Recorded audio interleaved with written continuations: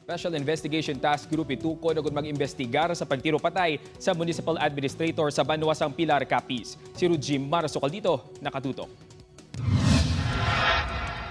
Dead on arrival ang Municipal Administrator sang Banwasang Pilar, Capiz nga si John Heredia matapos gintiro sang riding in tandem suspects pasado alas 2 kahapon sang hapon sa atubang sang isa ka hardware sa barangay Lawaan, Rojas City, Capiz. Base sa investigasyon, nakagwa lang sa nasambit nga malaligyaan ang biktima sa hinali lang nga gintiro sa mga suspetsado.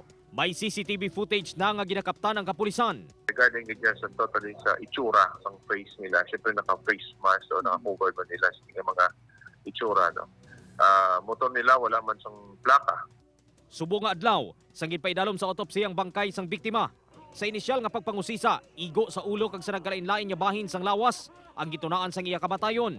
Na-recover sa crime scene ang pulo ka baseyo sang bala. Let the police investigation come to its course. Tanong pa kung ano, although personally, yara ko galingon kung pagtanaw kung sino ang perpetrator.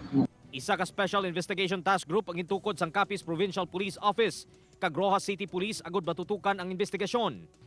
Initial nga po na may mga threat initial. No? Starting siguro initial ang nag-work as the provincial, the city municipal administrator of the municipality of Pilar. No? Si Heredia ang nagpungko man sadto bilang chairman sang National Union of Journalists of the Philippines Capiz Chapter 2019 sa nakaluwas ini sa pagpang-ambush kaupod ang asawa kag bata.